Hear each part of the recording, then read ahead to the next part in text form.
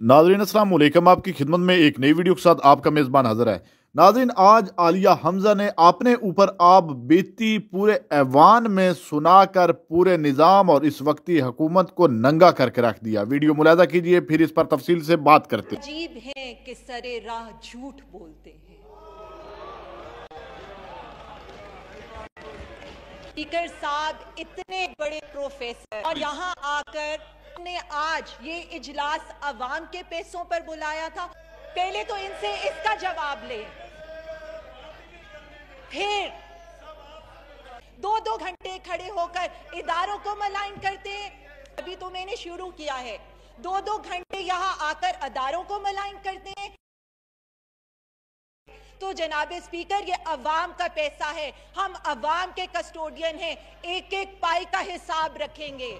मैं आपसे रिक्वेस्ट करती हूं, अगर इन्होंने अपनी कॉन्स्टिट्यूएंसीज की नुमाइंदगी करनी है तो इन्हें हमारी तरह रात के 12 बजे तक यहां बैठकर इस इजलास को सुनना था। बजट स्पीच के 86 आपने खुद बताया, इतनी लंबी बजट स्पीच आज तक नहीं हुई। उसके बाद आज इस इजलास को बुलाने का मकसद, हमें दूर दूर से बुलाने का मकसद क्या सिर्फ इतना था कि भीख मांगी जाए?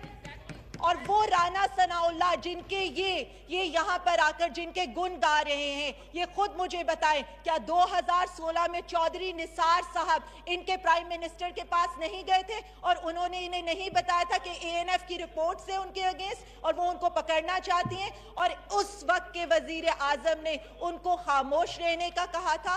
बिल्कुल इसी तरह जिस तरह सारी मनी लॉन्ड्रिंग और करप्शन के केसेस इन्होंने एक दूसरे पर बनाए थे, राना सनाउल्लाह का केस भी पुरानी हुकूमत में बना हुआ है। हमने कुछ नहीं किया। फिर ये कहते हैं इस्टेब्लिशमेंट से ठंडी हवाएं आ रही हैं, तो जी जरूर आएंगी। इसलिए आएंगी कि हम डॉन लीग्स नहीं करते, हम डॉन लीग्स 1 और डॉन लीग्स 2 नहीं करते, हम जजेस की वीडियोस नहीं बनाते और इस तरह उनको प्रेशराइज नहीं करते। हम माफिया नहीं हैं, हम अवाम के लिए आए हैं। अब मुझे ये बता दें कि आज और उस जमाने में डॉलर की प्राइस में कितना फर्क था। आज और उस जमाने में जो टैक्स के ऊपर परसेंटेज है, भाई सुन लेना जी, सुन ले, मैं आपको तो नहीं कह रही, मैं तो चेयर को एड्रेस कर रही हूँ। उस वक्त के ज़माने में और आज के ज़माने में हमारी पेट्रोल की परसेंटेज जो हुकूमत टैक्स लेती है उसमें कितना फ़र्क है। फिर ये कहते हैं, फिर मैं इनसे ये कहूँगी, स्टेट बैंक की रिपोर्ट तो इन्होंने पढ़ी है, काश कि इन्होंने आईएमएफ की रिपोर्ट भी पढ़ी होती। आईएमएफ की रिपोर्ट है और जो इसी वक्त इसी महीने के 4-5 दिन पहले शाया हुई है, और वो रिपोर्ट क्या कहती है? वो रिपोर्ट सारा मलबा इन्हीं की हुकूमत पर डालती है। इनसे पूछें क्या इन्होंने साफ पानी पे नहीं लूटा? इनसे पूछें क्या इन्होंने आशियाना पे नहीं लूटा? इनसे पूछें इन जद्दी पुश्तों ने क्या स्टेट की बीएमडब्ल्यू अपने घर नहीं रखी हुई थी? इनसे पूछें कि इन्होंने जलजला मुतासरीन के पैसे नहीं खाए? बेवाओं के नाम पर हमने लूटा है जो आज या आकर हमें ताने देंगे? मुझे तो सिर्फ इतना बता दे, इनके कैंप ऑफिसेज, इनके सीएम ऑफिसेज, इनके अपने घर, सब इन्होंने कैंप ऑफिस डिक्लेयर किए हुए थे। इनके इलाज सरकारी थे, इनके फैमिली समेत दौरे जो नवाज शरीफ साहब ने 4 साल में जहां उनके अपने फ्लैट और कारोबार थे वहां उन्होंने दौरे किए।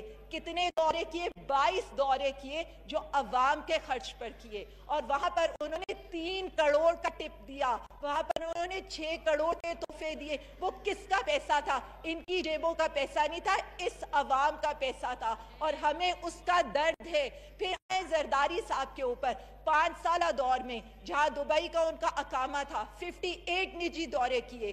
58 में से जो 48 थे दौरे वो उनके निजी दौरे थे। 2 करोड़ की टिप दी उन्होंने, किस पैसे से? इस अवाम के पैसे से। 5 करोड़ के तोहफे दिए, किस पैसे से?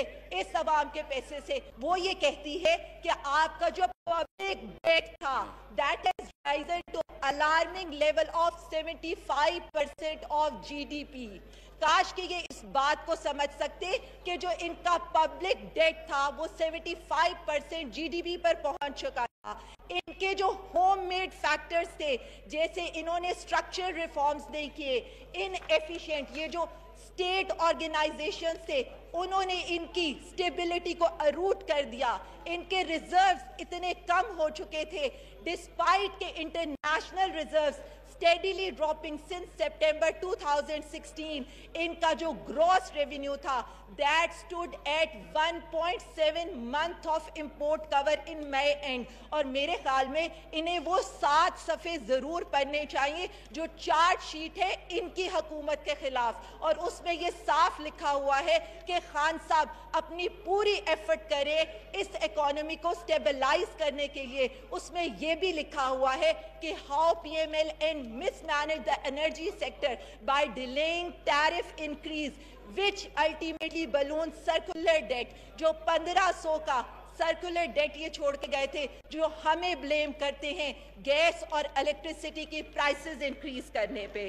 फिर मैं इनको ये भी बता दूं कि यहाँ पर ये बात करते हैं तो महंगाई के फिगर्स भी मैं इनको बता दूं। फिगर्स पे बात, फैक्ट्स पे बात, जब नाना भुट्टो का दौर था 36% इन्फ्लेशन थी, जब जरदारी साहब का दौर था उस वक्त 27% इन्फ्लेशन थी, PMLN के अपने दौर में 9.9% इन्फ्लेशन थी। नाज़रीन, आपने वीडियो मुलाज़ा फरमाई है। नाज़रीन, मुसलसल देख लें 3-4 साल से इस मुल्क में क्या हबाम मचा हुआ है, जो कुछ हो रहा है और जितना जबरी जुल्म और फास्तियत इस मुल्क में अभी चल रही है, एक दंगल फसाद मचा हुआ है। शायद इससे पहले भी सियासत तो इस मुल्क में होती आई है, लेकिन मुझे नहीं लगता कि आपने इस तरह की सियासत ज़िंदगी में पहले भी कभी देखी हो कि घरों से लोगों को उठा लिया जाता है, इज्जतों को पामाल किया जाता है, सब कुछ पूरे निज़ाम को उधेड़ फुदेड़ के इन लोगों ने रख दिया है। लेकिन उस सब के बावजूद भी ये ताने तनकीद हर वक्त तंज़िया वार PTI पर करते हैं।